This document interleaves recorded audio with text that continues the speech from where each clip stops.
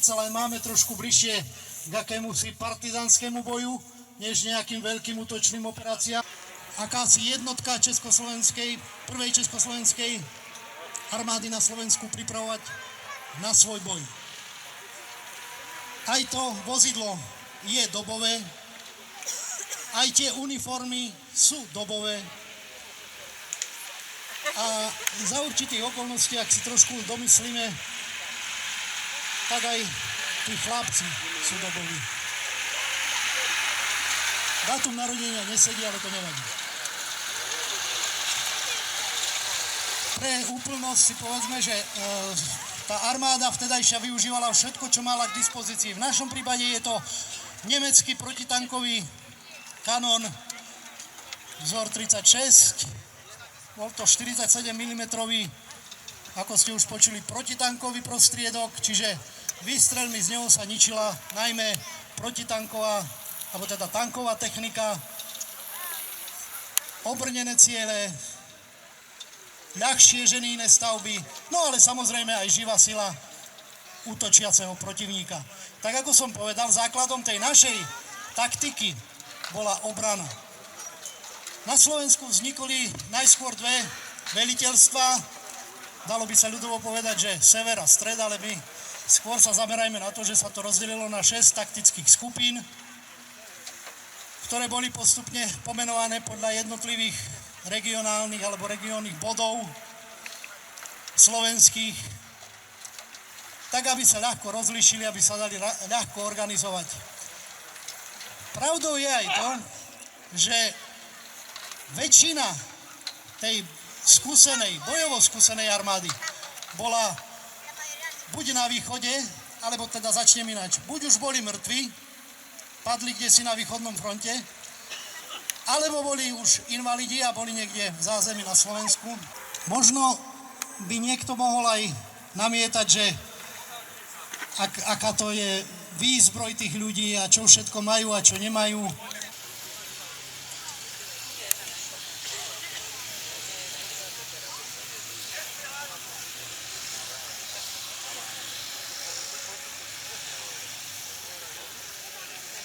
Zvyčajne na ľahkých dopravných prostriedkoch, buď auta, kone, alebo motocykle, aj bicykle niekedy, sa približuje do priestoru a ako vidíte, určený veliteľ zistuje, čo sa tam môže nachádzať.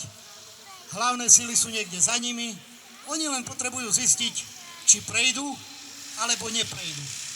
Ak narazia na niečo, nebudú s tým bojovať. Otočia sa a ujdu naspäť.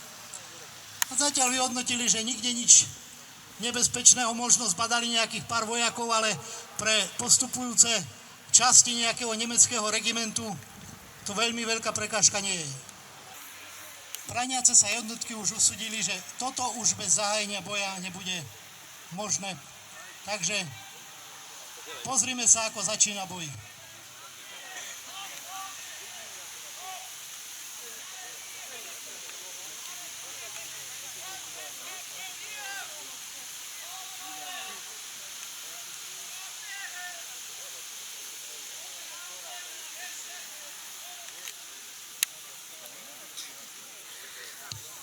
Opäť každý veliteľ, či nemecký, či povstalecký, aby mohol riadiť ten boj, musí dostať jednotky do tzv. Bojovej zostavy.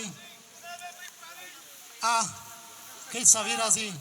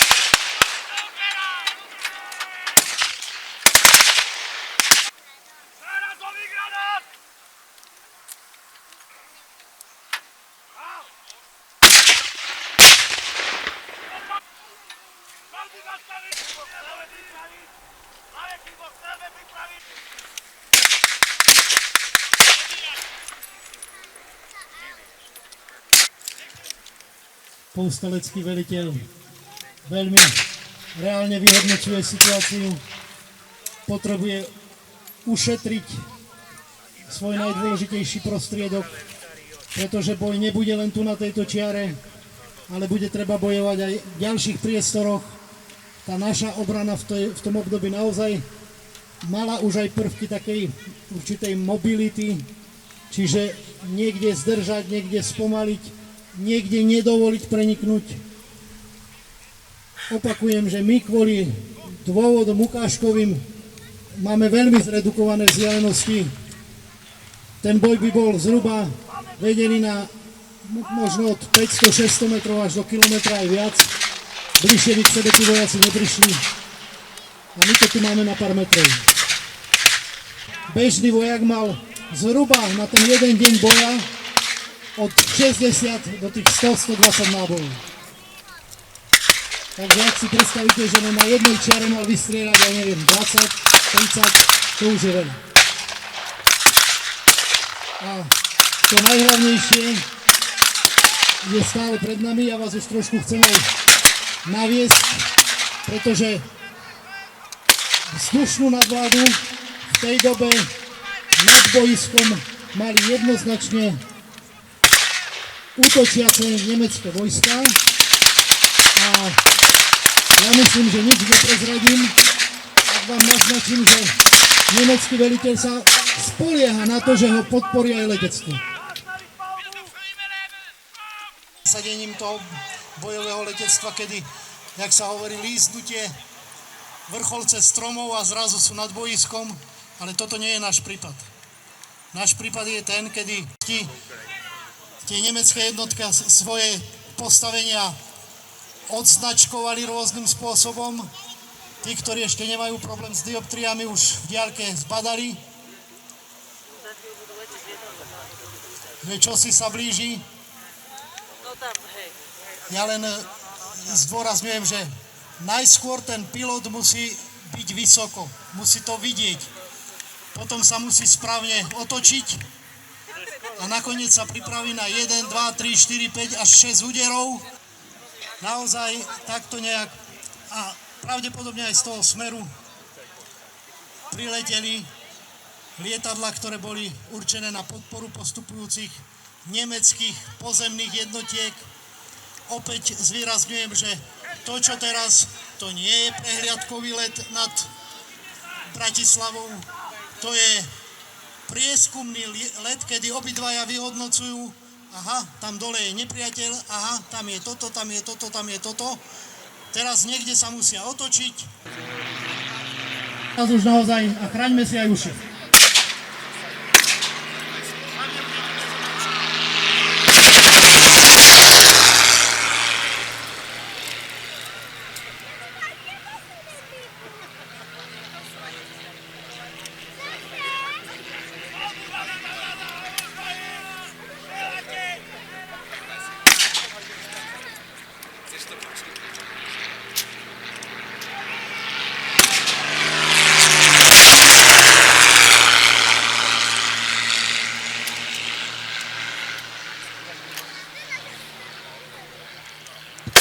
No a tak, ako som hovoril, piloti si to vyhodnotia a začínajú jednotlivé útoky.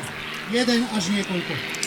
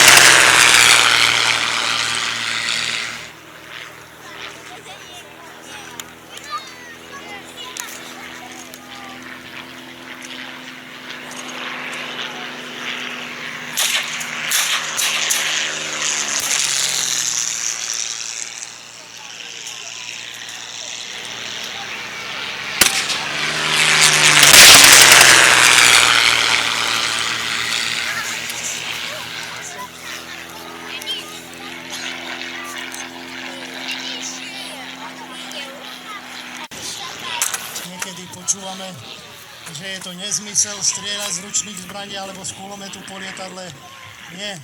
Dôležité je to lietadlo neustále rušiť. Nemusíte ho zastaviť ani nič. Ak my tú presnosť narušíme, tak vlastne nesplní svoj úlohu. No a v našom prípade, na našom pomyselnom povstaleckom boisku, takto, nechcem povedať, že vyčistili, ale pripravili pôdu útočiacim územným jednotkám a nemecký veliteľ zahajuje pozemný útok.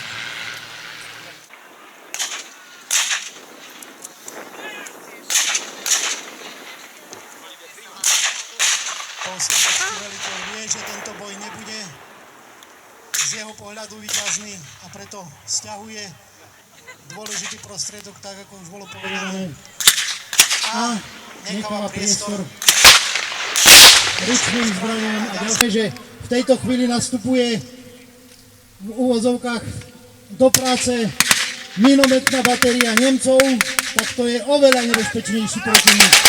Zahynie oveľa viac povstaleckých vojakov. Minomet ani nepriletí, ani neodletí, je stále pred nami.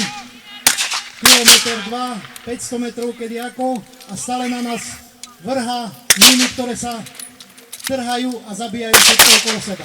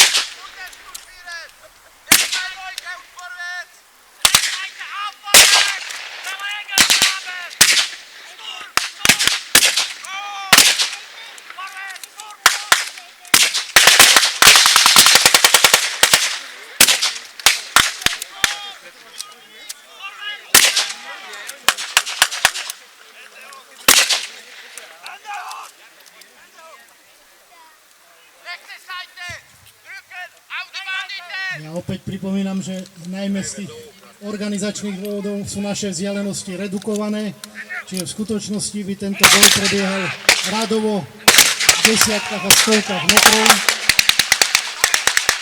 Pre vašu informáciu, ak sa budete aj teraz pozerať na tie situácie, musíte si uvedomiť, že iný bol postoj nemeckých vojakov k vojakom, iných partizánom. Partizáni sú pre nich banditi, vojaci, to je pravidelná zložka, možno ich aj zajať. Partizánov nemôžno zajímať.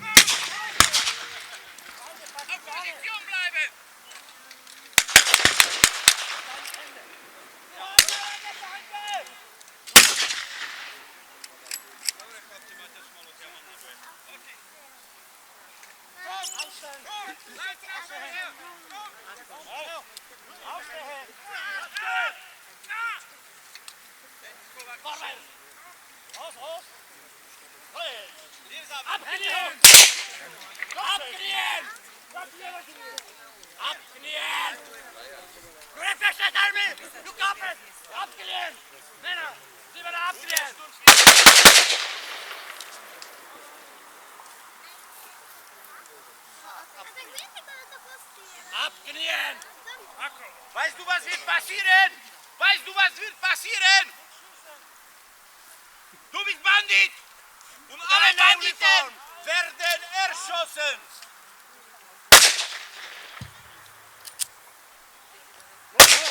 Aj samotné ukazovanie vojenskej histórie prebiehalo určitým vývojom a stretávali sme sa s názormi, že netreba ukazovať nejaké veľmi drsné a také situácie, proste, ktoré ľudia, najmä mladí ľudia, by nemali vidieť. V skutočnosti ale zmyslom vojenskej histórie je práve to, ukazovať, aká nezmyselná, aká krutá a aká je skutočná vojna. Ja len opakujem, to nie je vymysel ani komunistický, ani kapitalistický, ani nejaký. Vo vojne sa vojak zajme, eskortuje a chráni, využíva, vypovedá a všetko, čo treba. A vojak, ktorý je bez príslušnosti k ozbrojeným silám, alebo teda bojovník bez príslušnosti k ozbrojeným silám, je braný ako bandita, človek bez práva na nejaké zajatie. A takto sme to chceli aj my ukázať, pretože takto sa to aj robilo. A aj dneska sa to tak robí. Možno aj preto sa hovorí o masových hroboch v Juhoslávii, na Ukrajine, teraz už asi aj na ruskom území. Proste vojna je nezmyselná a tak k tomu treba pristupovať.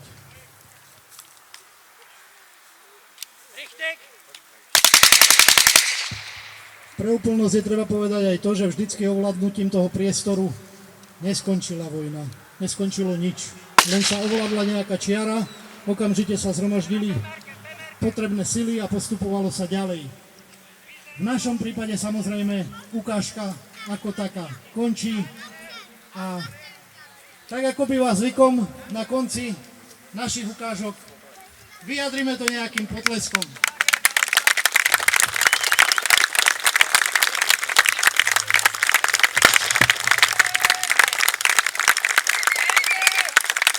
Bojujúce zložky sústredia, pretože ešte bude nasledovať taký symbolický nástup tu pred našim priestorom, tak ja vám priblížim, kto všetko sa zaslúžil o túto dnešnú ukážku. Samozrejme mimo obce Lovinobaňa a Mestského svetového strediska Lučenec ako tých hlavných zastrešovateľov to bol nosný klub vojenskej histórie Krasnogvardejci z Košic, ktorý prizval k tomuto podujatiu partnerské kluby KVH Ďumbier, KVH Juh, KVH Nitra, KVH Stred, KVH Gvardia a tí, čo vám pred chvíľou trošku polietali nad hlavami, Retrovský Time Košice. No a retro všelijaké pyrotechnické efekty nám tu sprostredkovali chlapci pyrotechnici od KVH Stred.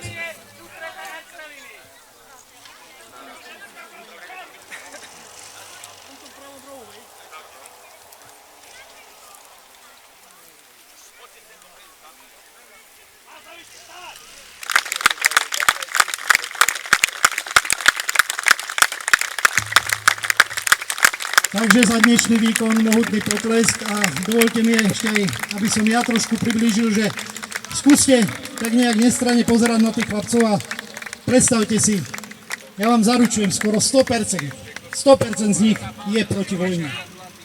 Je za to, aby nejaká vojna ani na území Slovenska, ani nikde inde nikdy nebola.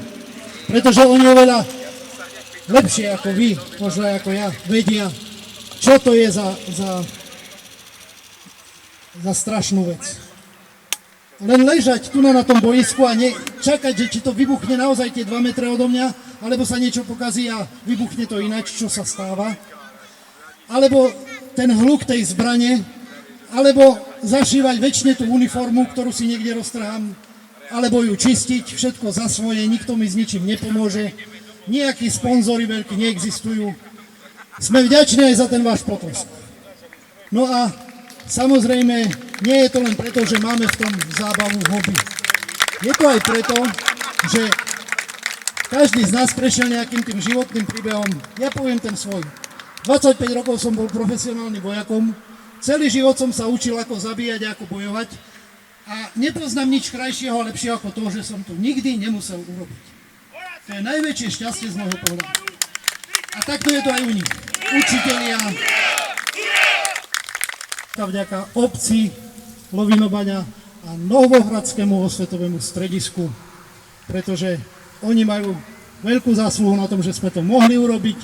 Samozrejme, mali by sme sa z tohto poučiť a želať si, aby nikdy takéto niečo, čo sme teraz videli, sme naozaj reálne nezažívali. dobre sa na to pozerá, ale určite strašne a strašne zle sa to musí prežívať, tak verme, že k ničomu takémuto reálne nedojde. A ja by som teraz veľmi rád v spolupráci aj s pani starostkou, ktorá budeme takto na diaľku spolupracovať, odovzdal všetkým klubom vojenskej histórie, ktorí sa podielali na tejto ukážke, také ďakovné listy. Takže veľmi pekne ďakujeme klubu vojenskej histórie Krasnogvardejci. S nimi sme komunikovali, oni to dali dokopy celé. Takže ďakujem veľmi pekne.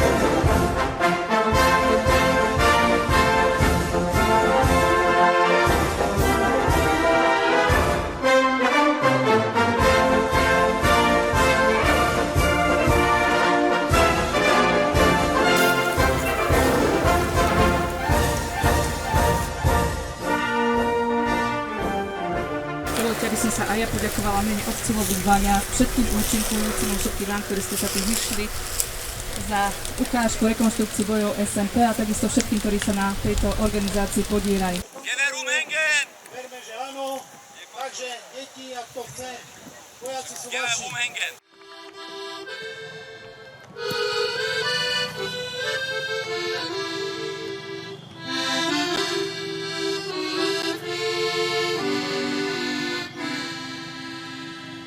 Tichá noc, tmavá noc, krásna je.